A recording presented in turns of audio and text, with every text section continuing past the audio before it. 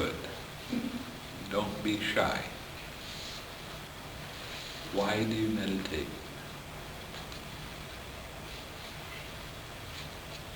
Come on. To get in touch with yourself and your true feelings. Okay, what else? Yeah. To live in a true way. Okay, what else? Yeah. To slow my mind down.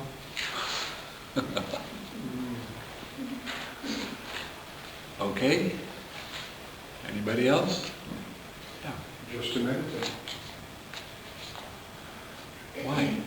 Just to meditate. Why? Just to meditate. What's the reason? Well, the reason would be, it's the eighth step on the Eightfold Path, but that's not the reason.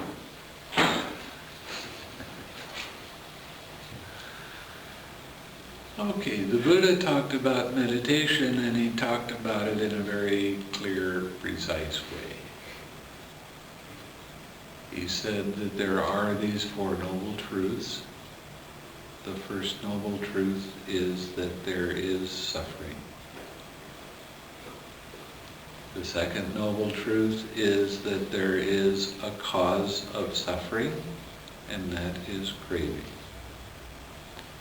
The third noble truth is there is a way to the cessation of suffering.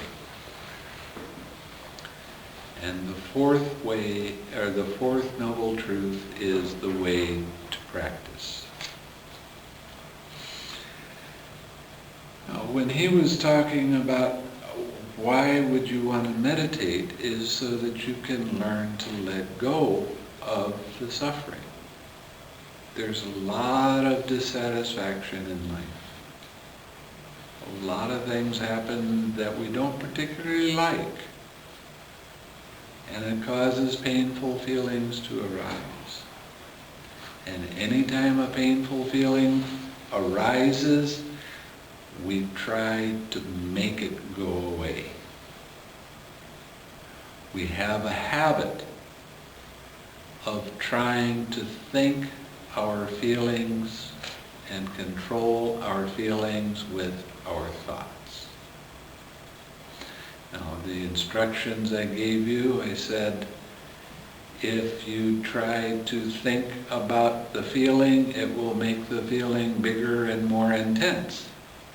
So trying to control your feelings with your thoughts doesn't work. I'm not talking necessarily about emotional feeling. I'm talking about feeling is either pleasant or painful, or neither painful nor pleasant. When feeling arises, right after that feeling, there is the second noble truth, which is the cause of the suffering. And the cause of the suffering is craving. What is craving? How does it manifest? Somebody give me a definition of craving? Grasping. Grasping. Anybody else? Not being satisfied where you are. Okay. What else? Avoiding. Taking things personally. Okay. He just took a retreat with me.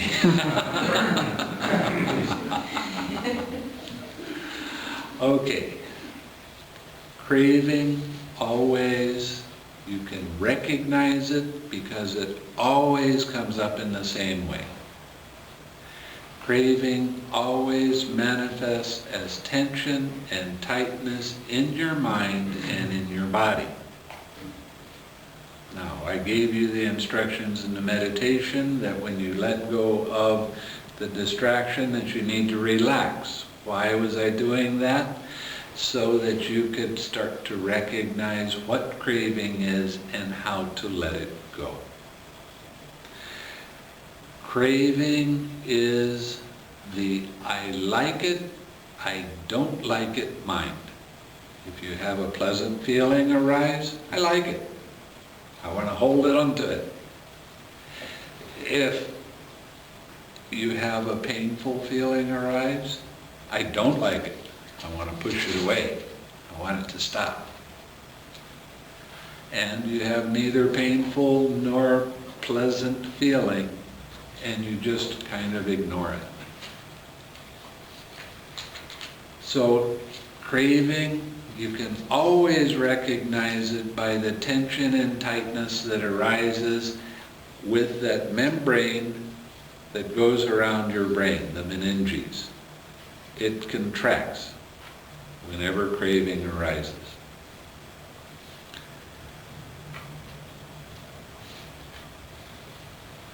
Being the I like it, I don't like it mind, it starts with identifying with the feeling. This is me, this is mine, this is who I am. Right after craving, then there is clinging. Clinging is all of your thoughts, all of your opinions, all of your concepts, all of your story about why you like or dislike that feeling. And that's where the big, strong identification of I am that really takes hold.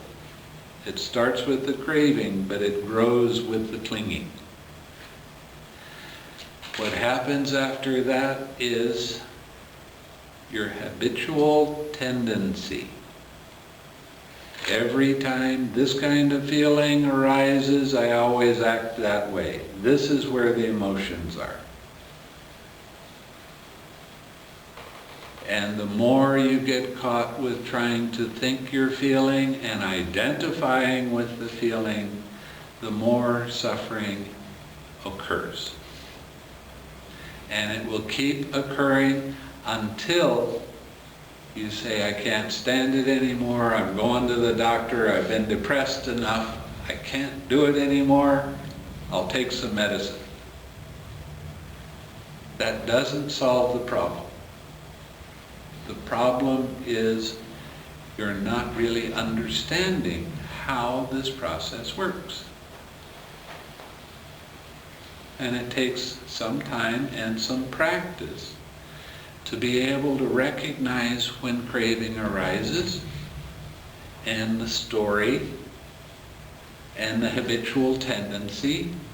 It takes some time to be able to recognize that. You need an object of meditation to come back to every time you let go of this kind of distraction. You will begin to see before long how this process really does work, and you'll start to be able to recognize it a little bit more quickly, and you'll be able to come back to your object of meditation a little bit more easily, and every time you do that, there's a sense of relief. It doesn't last very long, but it's there. Every time you relax that tension and tightness in your mind and in your body, because mind and body are interconnected. You can't have one without the other. Every time you relax the tension and tightness in your head, body, you relax tension and tightness in your mind. Now, I tell you that it's a real good idea to smile. Why? Because they've done a lot of testing, psychological testing, and they found out that even when you don't feel like smiling, if you smile, eventually your mind looks at your face and says, well, my face is smiling, I must be happy. And you let go of these heavy emotional states. So the more you can practice smiling during the day, the easier it is to have joy arise. Joy is a very important enlightenment factor. It is a very necessary part of the practice. And I've been to meditation teachers that when I had a little bit of joy arise, the first thing they said was, "Don't be attached." Well, gee, I didn't want to be attached, so I started pushing it down, stopping it from coming up. Wrong. Joy is a good thing, not a bad thing. When you have joy in your mind, your awareness is very quick. Your mind is very agile. And it's very easy to notice when your mindfulness slips and that joy fades away. You can see very easily when your mind starts to get pulled down into the mud. So the more you can practice being happy and smiling, and I'm not talking only while you're sitting in meditation, I'm talking about all the time. The more you can be happy, the more content your life becomes. The easier life becomes.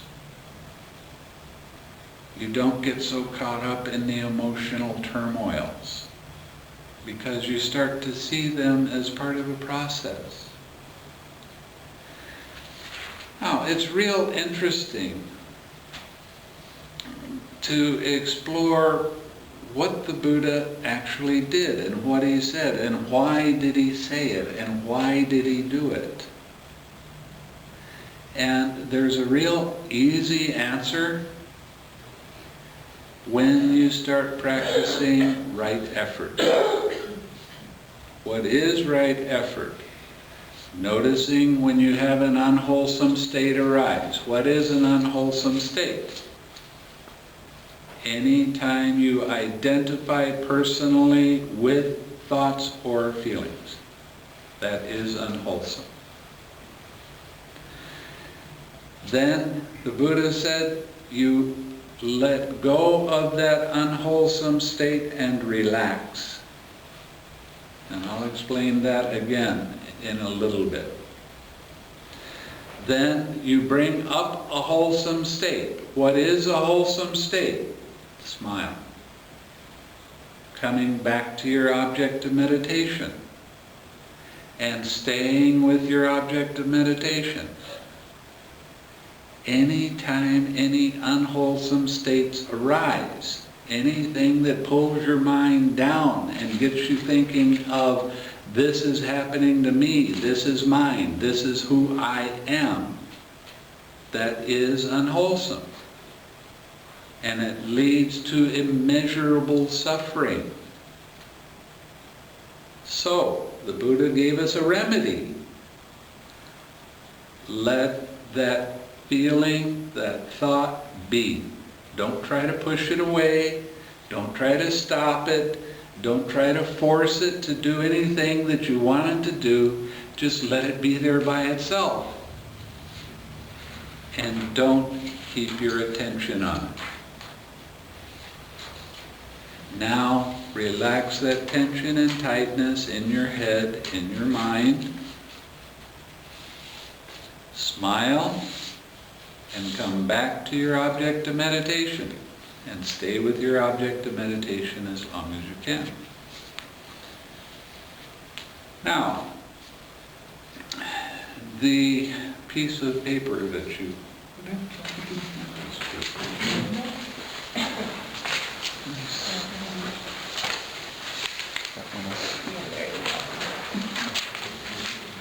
The piece of paper that we put on your chair, this is incredibly important because it tells you how to, and don't sit with your legs crossed, please. It tells you how to act no matter what happens when somebody comes at you. It says, when others talk to us, their speech may be timely or untimely. Their speech may be true or false, gentle or harsh, connected with good or with harm, filled with loving kindness or with inner hatred. Have you ever had people come at you at these times? Uh-huh. We need to train ourselves this way. My mind will be unaffected, and I shall say no evil or untrue words. I shall act compassionate for others' welfare. I shall keep my mind filled with loving kindness, without ever entertaining thoughts of anger or hatred. I shall radiate loving kindness. Boy, this is not, no, it's not. I shall radiate loving kindness to him, and then to all beings. I shall radiate and pervade my loving kindness to all beings with a mind that is abundant, exalted, immeasurable, without anger or hostility. That is how we should practice. So I'm going to go to the sutta and read it the way it's supposed to be. He has the new edition. I have the old one.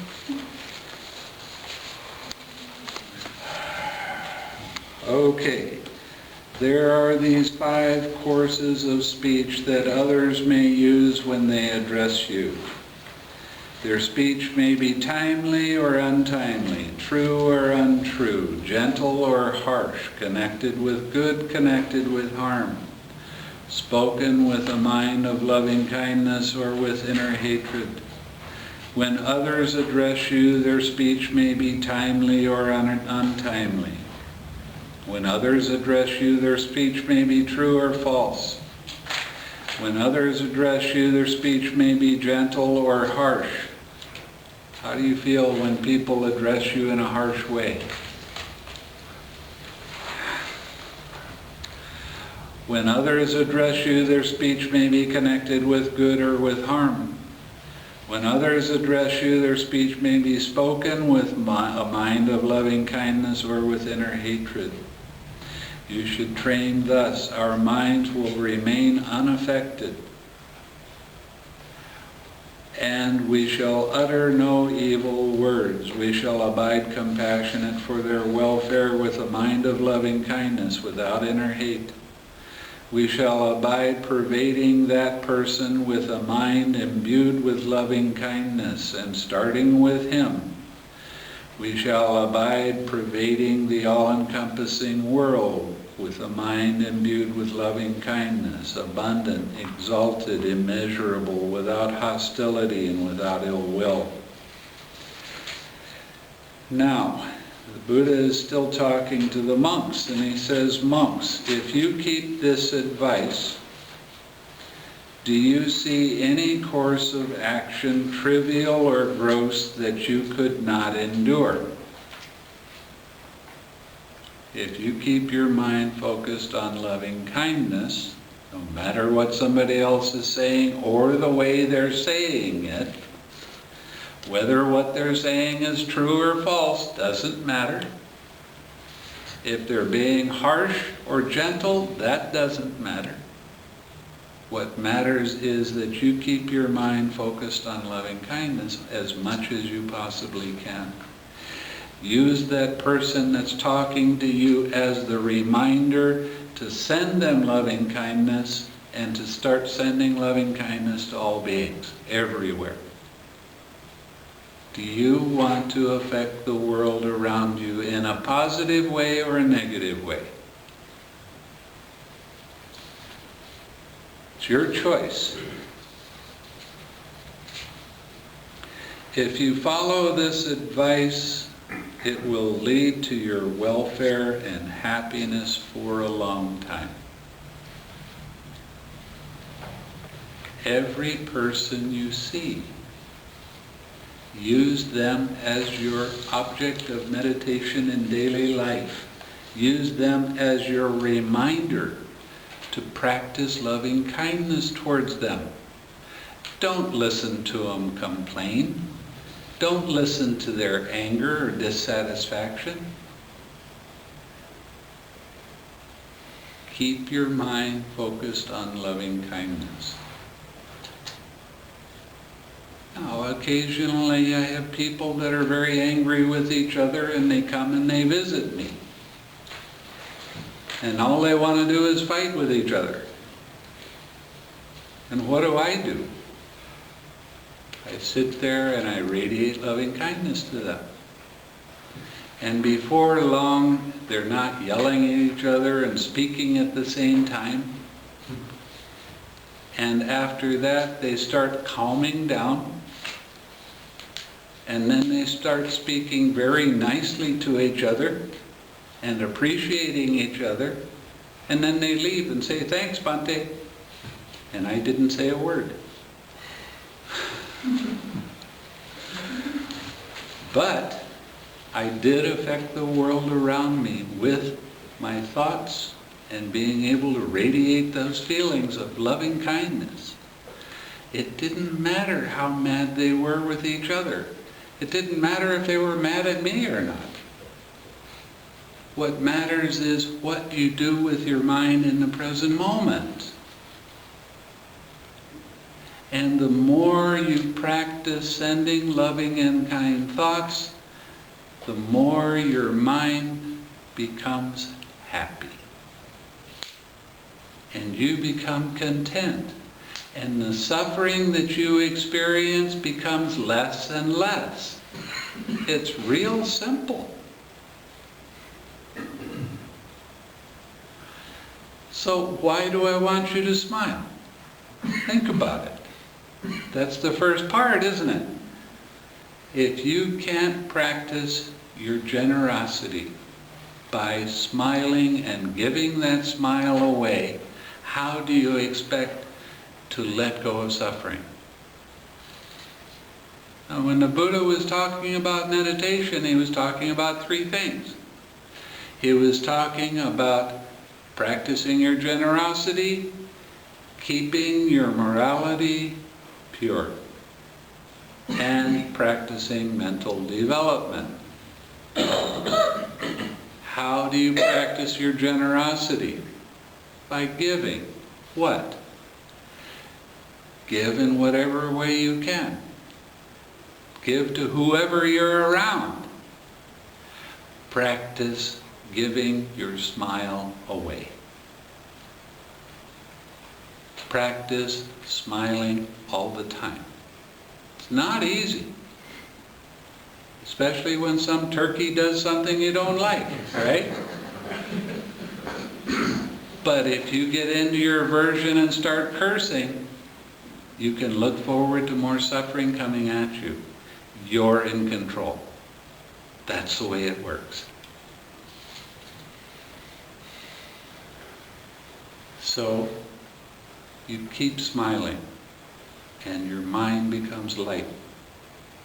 When your mind becomes light, your mind becomes very alert. And it's very easy to see when your mind gets pulled down. Now, what is the fastest way to let go of an attachment? An attachment to being sad, an attachment to fear, an attachment to anxiety, attachment to anger. I don't care, whatever the catch of the day happens to be. What's the fastest way that you can possibly let that go? Act as if the opposite were true. That's pretty good. Not quite. You laugh. You laugh with yourself for being caught. I'm afraid. Okay, so what? What happens when you laugh? Your perspective goes from, I am that, I'm angry, I don't like this, I want it to be different than it is, to, it's only this anger, fear, anxiety, whatever. But it's not yours personally anymore. It changes your perspective from I am that to it's only that. And if it's only that, well, I have the choice. Do I want to keep a hold of that and keep making myself miserable or not? No, let it go. So smiling and laughing. And I'll tell you another secret, and this is one of the best kept secrets in all of Buddhism. This is supposed to be fun.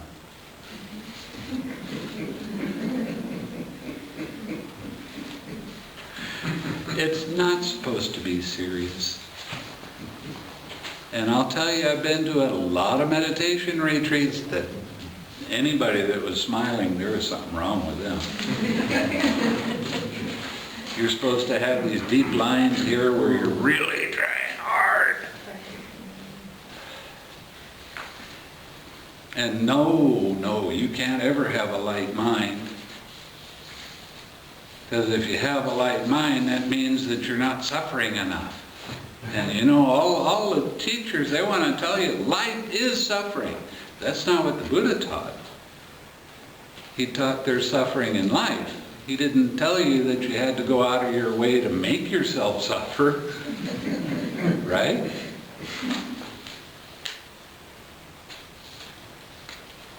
Yeah, is there anybody here in this room that hasn't experienced at least a little bit of suffering? Right? We know that the First Noble Truth is right. And when you start practicing having an uplifted mind and you laugh, what you're doing is letting go of the craving. I've asked, I don't know how many teachers, big teachers, all around the world, what is craving? Oh, it's grasping. Okay, what does that mean? It means you're holding on to something. You like it. You want it. That's what craving is. Well, how does it manifest? Because you want something. No, we're going around in circles. So I try to give them, sometimes I tried to give them a definition that I was working on, and it sounded pretty good to me. Because I've been practicing this way for a little while. And I said, craving always manifests as tension and tightness in your mind and in your body. That's how you can recognize it. It isn't a maybe. This stuff is real. But it's not a philosophy. Okay, too many people like to get caught up in their intellectual exercises of this is what Buddhism is. And they have all of these opinions and ideas and they get very much attached to them. But the Buddha wasn't about philosophy. He was about direct experience. Learning how to recognize what arises, when it arises, and how to let it go. So you don't continue suffering. So you don't continue making yourself hurt. You don't need to do that. He taught us the ultimate in self-responsibility. There's nothing out there that's causing problems for you. We cause our own problems, and we're really pretty good at it. But when you start recognizing how you cause yourself problems, and you say, I don't want to do that anymore, then you're finally beginning to see how to let go of this mass of suffering. Being able to recognize that you're not smiling. Being able to recognize when you're identifying with your thoughts and feelings. Being able to laugh when your mind gets caught up. And you should see how mad some people get when they come to me and I tell them, well, just laugh. This isn't funny. And that makes me laugh. And the more mad they get, the more I laugh. Until finally, they can't stand it and they start laughing and then they have relief.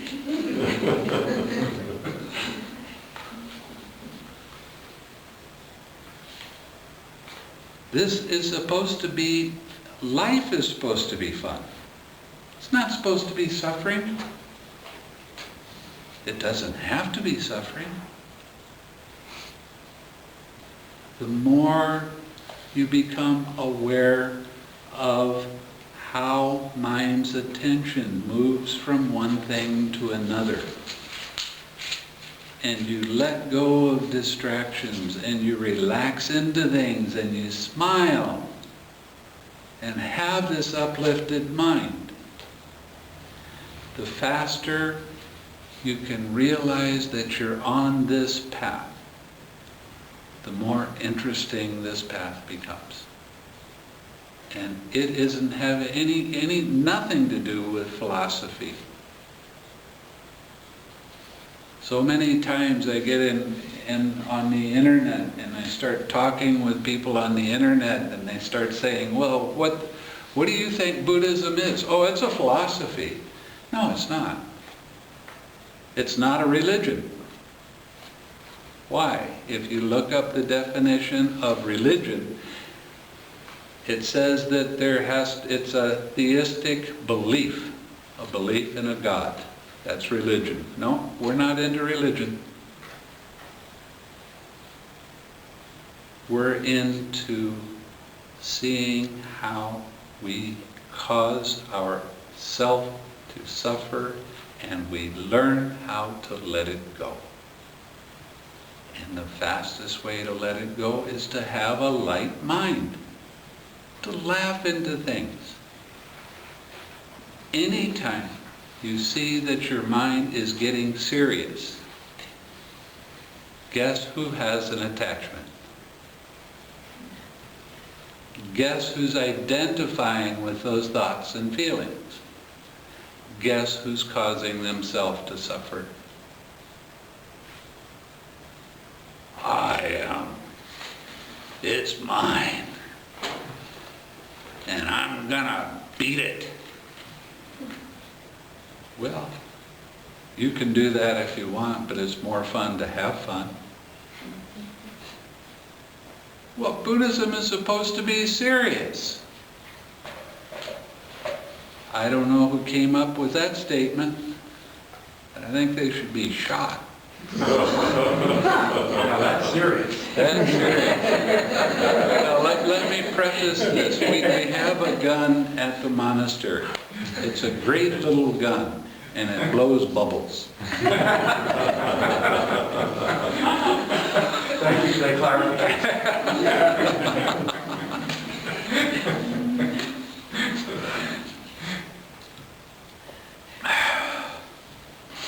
And we also have squirt guns.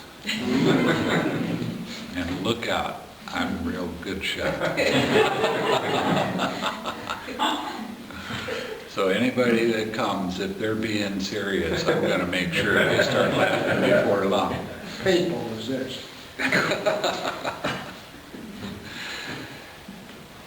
Look at how your mind feels now. Your mind's alert, right? You start laughing a little bit, your mind all of a sudden is right here in the present moment. And there's not a lot of other distracting thoughts. It's not pulling your mind thinking about this or what happened last week or last night. What's going to happen in the morning?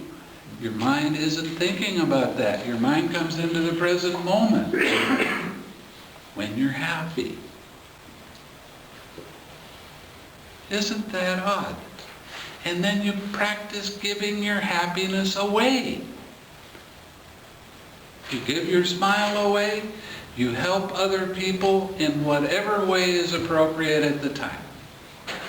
Sometimes I'll go into the store and there'll be a little child that's crying and the mother's trying to take things out of the cart and do all of that stuff, and she's really agitated. So what do? I make that baby smile. I make them laugh. And before long, I give their mother a compliment on having such a cute little baby. How do you think mom feels? Relief? Baby's relieved? And it was easy to do. And it's really fun to do it. So I was, by my actions, I was helping. And what happens with the cashier when you walk by and she saw this? How do you think the cashier feels? And you give them a compliment. It's easy. How do you affect the world around you? It's your choice. You can be happy or you can be unhappy. Buddha said, it's better to be happy. It's better to be content. I looked up the definition of contentment. Happiness. Isn't that strange? And everybody forgets that the Buddha was trying to show all of us how to have an uplifted mind. In the Dhammapada it says, we're the happy ones. But I go to a lot of, not give retreats, but I've gone to a lot of retreats in the past, and that was the furthest thing away from happiness that I've ever experienced. Oh, when you get off retreat, all you do is talk about how much you suffered, how much pain you had, how relieved you are the retreat is over.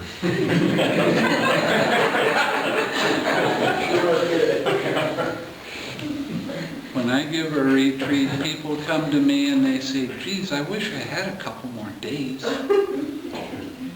You know, I don't want to quit now. I want to keep going. And they talk about being happy. They're smiling and laughing. We had a Zen nun that came and she sat for some Dhamma talks, and she was around us for meals and that sort of thing. She was doing other things in between times, but that doesn't matter. Right at the end, she looks up and she said, I want to tell you, I've been practicing Soto Zen for many years, and they would not allow anyone to laugh.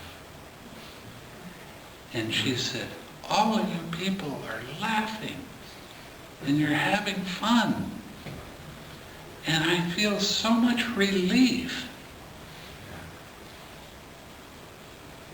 Well, that's what my retreats are about. I don't demand that you practice noble silence. What I want you to do is talk to each other about the practice. But everybody always kind of goes off course a little bit, and they start talking about this and that, and before long somebody starts laughing. And there wasn't a day on the retreat during lunch that there wasn't a lot of laughter that was happening. Do you think that emphasis was on suffering?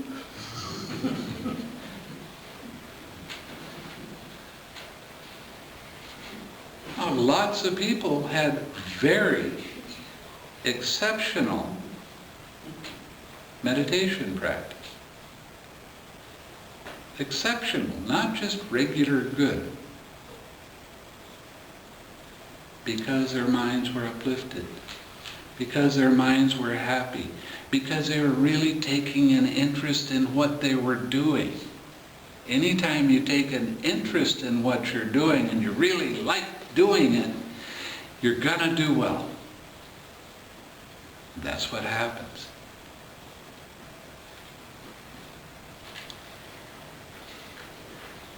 Now, the Buddha talked a lot about becoming awake. And this leads to awakening. It's a promise. Not some kind of ego statement. It's a promise. This leads to awakening. Having an uplifted mind. Having a happy mind. Practice being happy and giving that feeling away. Taking your precepts and taking them seriously. What does that mean? Don't kill or harm living beings on purpose. I don't care if it's a cockroach, I don't care if it's an ant, I don't care if it's a mosquito. They want to live as much as you do. So, on purpose, don't kill them. If you do, you get a guilty mind.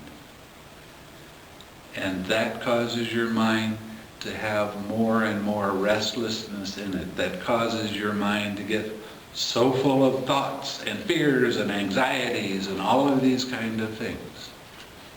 So let go of killing living beings. Don't take anything that's not given. Don't steal. How do you feel if somebody steals from you? Don't make anybody else feel that way. Don't have any wrong sexual activity. What's wrong sexual activity? Sexual activity that causes other people to become upset. That means sexual activity with somebody that's too young, sexual activity with another person's mate. Stay away from causing another person to be upset because of your sexual activity. The next precept is don't tell lies. Don't divide people with your speech. Try to get this group and that group to pull away from each other. Don't curse. Big one, especially in this country. I listened to the news the other day and they were using so many curse words. I was shocked. On the radio. Wow. What kind of a mental state are you developing when you curse? Are you seeing that mental state? Or are you identifying with that mental state? When other people hear you curse, how do you think it makes them feel?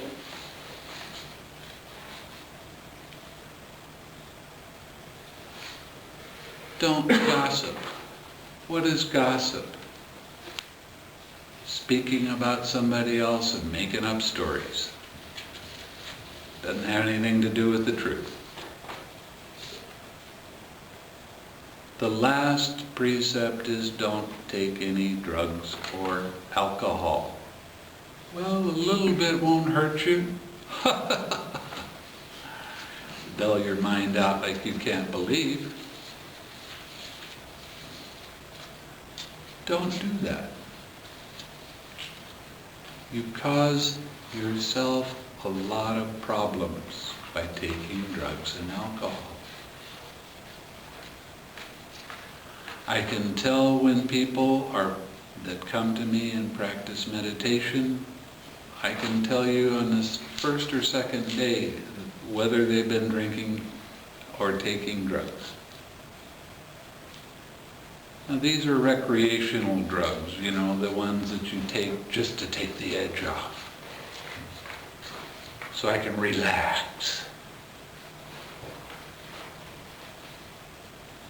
People that take alcohol have a tendency to have a lot of anger arise in them. And they tend to give that anger away, not while they're drinking necessarily, but at other times. And it stops them from being aware of what they're doing before they do it. Oh, but a glass of wine every now and then, a shot of whiskey or some vodka, that doesn't matter. Yes, it does. It's not a maybe. I've seen people almost stop their progress because of this sort of thing. It causes a lot of problems for yourself if you break these precepts. It makes your mind very active. It makes your mind full of anxiety, full of fear, full of hatred. Breaking precepts. And you know when you break a precept, because your mind will tell you, you shouldn't have done that.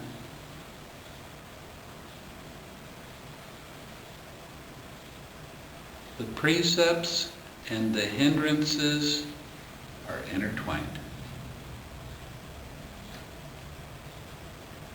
Now, one of the things that the Buddha talked about is somebody keeps their precepts without breaking them for a fair period of time, a few years,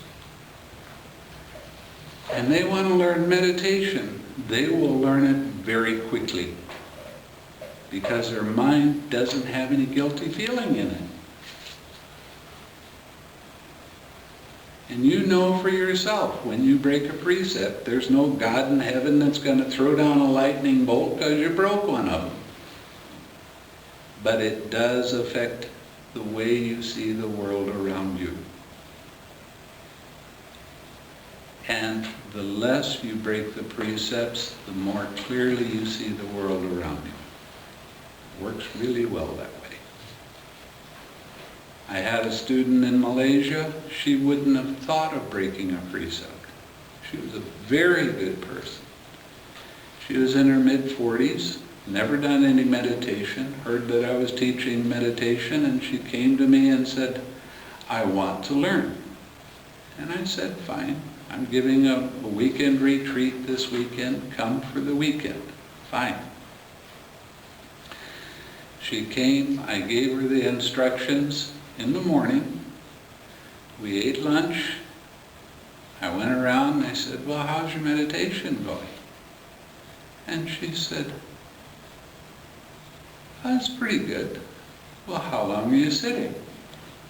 I can only sit for 45 minutes. Only. Why don't you sit longer?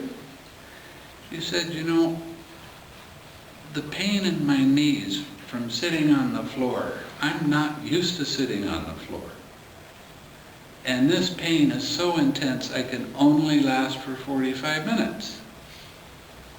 So I told her, well, there's no magic in the floor. If you need to sit and sit comfortably, sit in a chair. No problem. Her next sitting was 4 hours. She got into the first jhana. First day she ever tried to practice meditation. That's the kind of person I want to walk up behind and go, you're too good.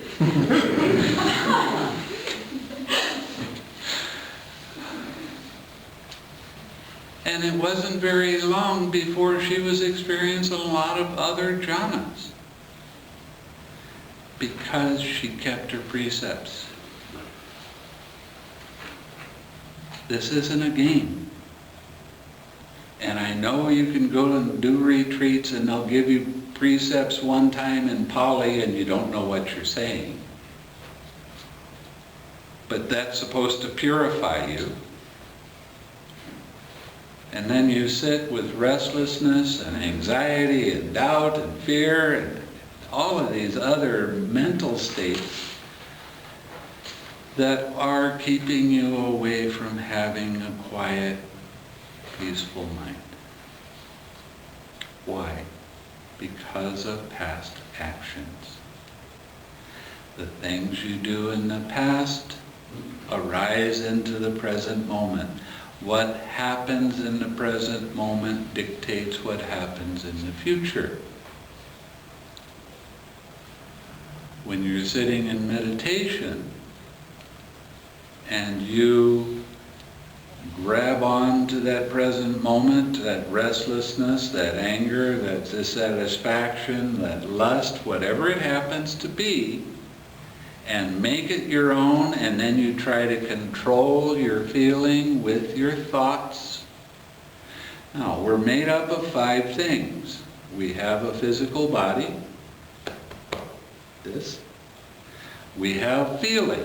Feeling is pleasant, painful, neither painful nor pleasant. We have perception. Perception is the part of the mind that names things. It's the start of conceptual thinking. You have thoughts, and you have consciousness. When a painful feeling arises, the first thing we try to do is think the feeling away. But the more you try to think the feeling, the bigger and more intense the feeling becomes. Why? Because feelings are one thing and thoughts are something else. And they never come up, they never match with each other. So the first thing you do is let go of your thoughts and relax. Now you see that tight mental fist wrapped around that feeling. I don't like that feeling. I want it to stop. I want it to go away. But the truth is, when that feeling arises, it's there. And it's okay for it to be there. It has to be okay because that's the truth. This is the Dhamma of the present moment. So you open up and allow that feeling to be there. Well, it's painful. Okay, so it's painful. But it's there. Anytime you try to fight with the truth, anytime you try to control the truth, anytime you try to change the truth so it'll be the way you want it to be, that's the cause of suffering. So you allow the truth to be there. It hurts. Okay, it hurts. Relax and allow that feeling to be there without keeping your attention on it. And bring that back to a smile. And bring that smile back to your object of meditation. But then it goes back. Well, that feeling didn't go away. Well, you're not doing it to make it do anything. All you're doing is allowing the space for that feeling to be there by itself and relax into it and smile and be happy.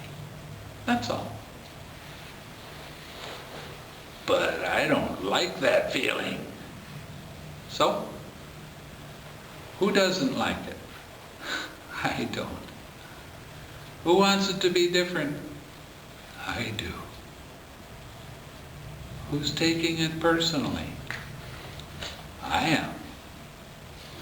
Who's causing themselves pain? Me. I am. Anytime you take any kind of thought, any kind of feeling personally, that is the cause of suffering. Let it be. Smile. Laugh a little bit. Stay with your object of meditation. And before long, that feeling starts to lose energy and fade away. And when it fades away, you will feel immeasurable relief. Wow, that was nice that it just went away. And right after that, you will feel joy. You are going to smile. Every time you let go of a hindrance, you will smile. And you'll feel joy.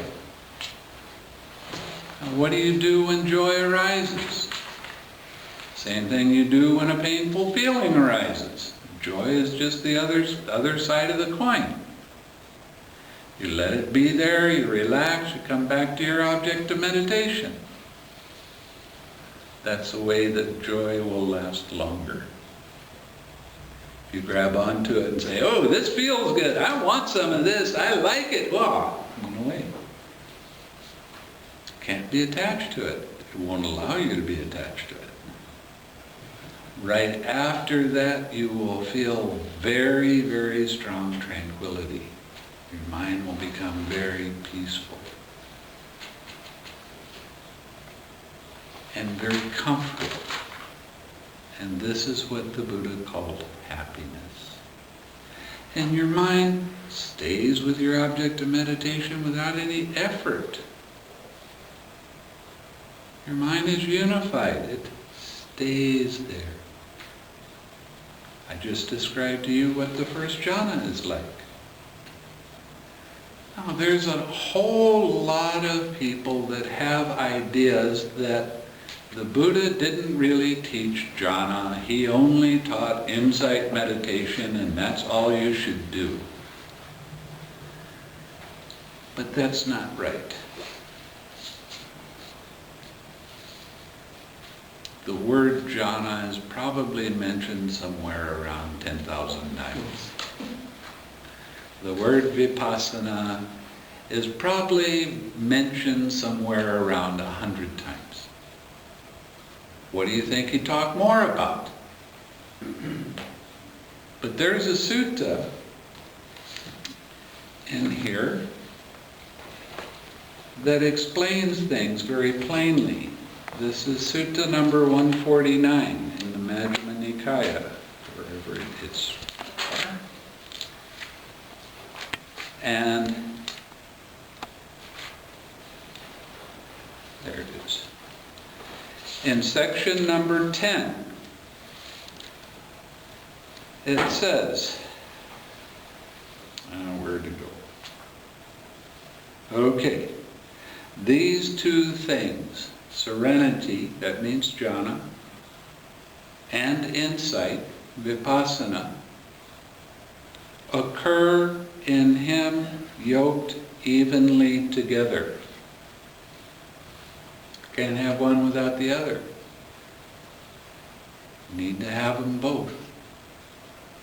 It's just like if you have an ox cart and one of the oxen is lazy and the other one is very energetic, and one is pulling real hard and the other one just kind of plodding along. You think you're going to go in a straight line when that happens? No, you're going to start going in a circle. And that's the same thing that happens when you're just practicing one part of the practice. If you want to go in a straight line, these two things have to be yoked together and pulling equally at the same time. Vipassana and jhana work hand in hand. Jhana is a Pali word that is very misunderstood. Jhana means a level of understanding. It doesn't mean concentration. It doesn't mean absorption. It doesn't have anything to do with those. It means that your understanding of how the process works develops evenly with your insight. What does that mean? That means that you start to see how these things come up and how they distract your mind and how to let them go. and relax into them. How to have a happy, content mind. Not just while you're sitting. This practice isn't only about sitting in meditation. You need to sit in meditation because you need the quiet time by yourself so you can see more deeply. But that doesn't mean you don't take your smile with you out there. It doesn't mean that you practice wrong speech, angry speech, telling lies. It means that you keep practicing your loving kindness all of the time. Practice giving your smile away, doing things that help other people to be happy. Keep your precepts going. Now there's 3 parts to your generosity: body, speech, and mind. Well, we talked about your speech, we talked about your body. What do you think you do with your mind? When somebody talks to you, whether it's timely or untimely, whether it's true or false, you use that person as your reminder to radiate loving kindness to that person. It doesn't matter what they say. It doesn't matter at all. If they come at you with anger, that's theirs. You can still use that person as a reminder to practice sending them goodwill, happiness, and a smile. The smile doesn't necessarily have to be on the lips, as long as it's in the heart. That's the one. So that now you're practicing loving kindness in body, speech, and mind. Ooh! How do you think that's going to affect you in your daily activities?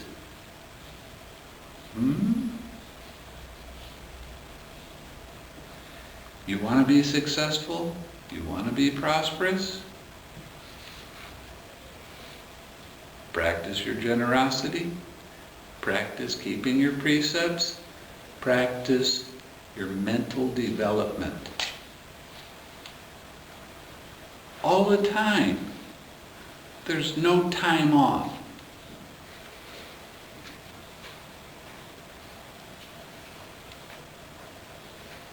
One of the things that I used to do was I told people, I want you to stand in front of a mirror for 5 minutes and smile.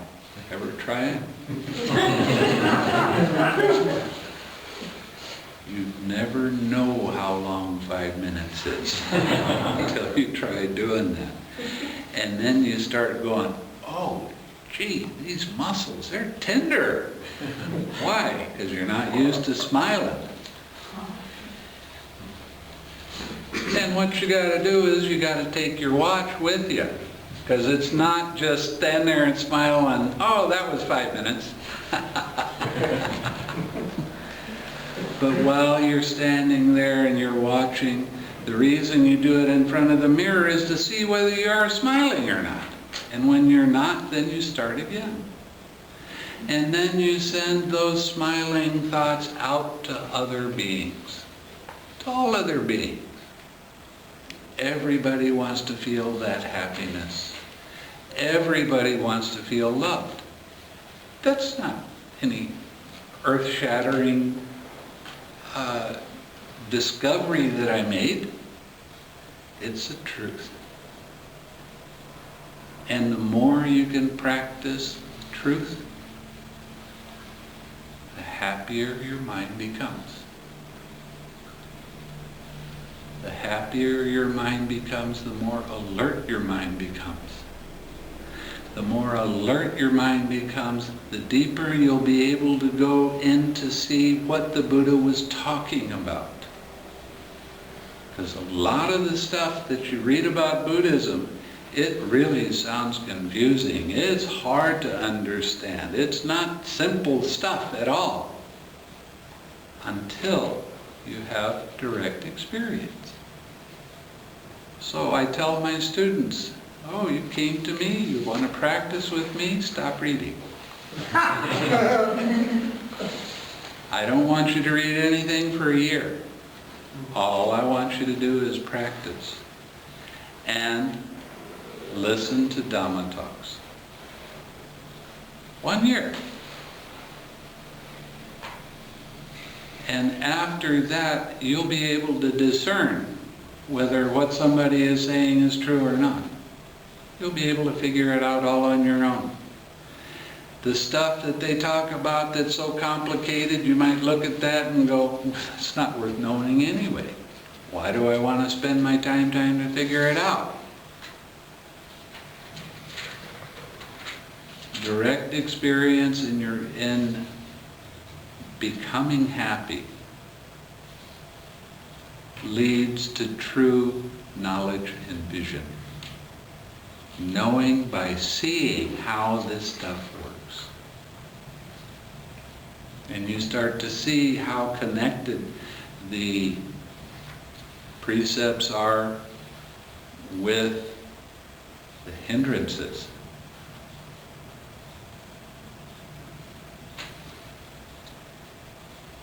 It's really amazing. But the whole thing is, every time you get serious about anything, even if it's for half a breath, guess who has an attachment? Guess who's causing themselves pain? Guess who's causing themselves suffering?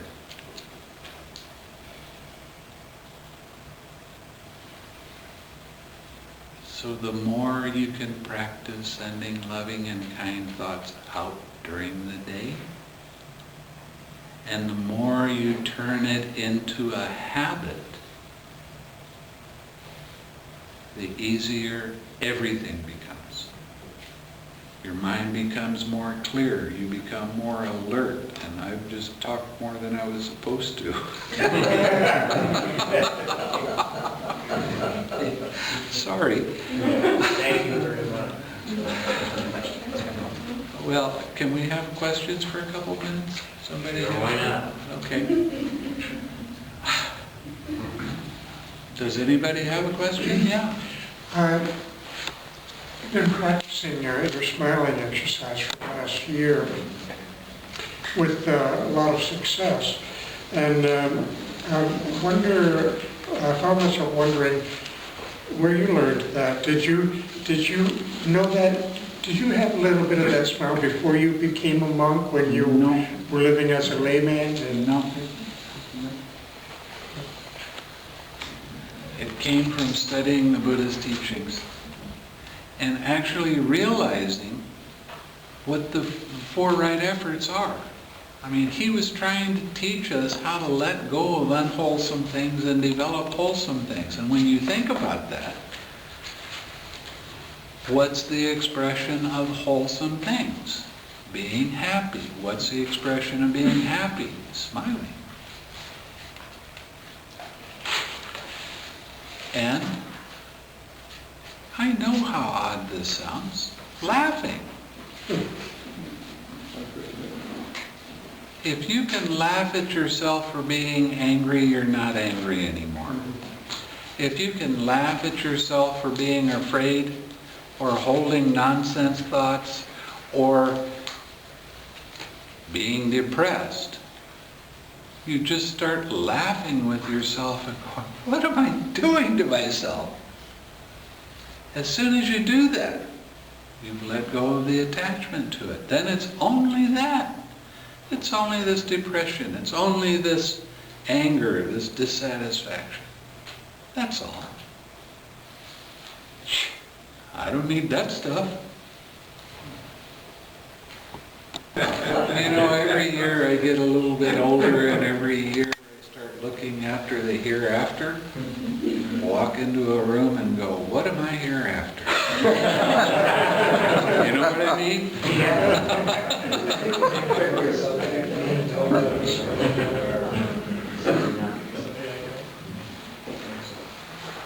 But the thing with the laughter is, notice how your mind feels after you do it. Well, that's definitely worth practicing some more. You know, look at the things that you do that cause yourself pain and decide, I don't want to do that anymore. It hurts. Let's try something new. Let's try smiling. Let's try laughing. Let's try having fun in life. Just to see what happens after that.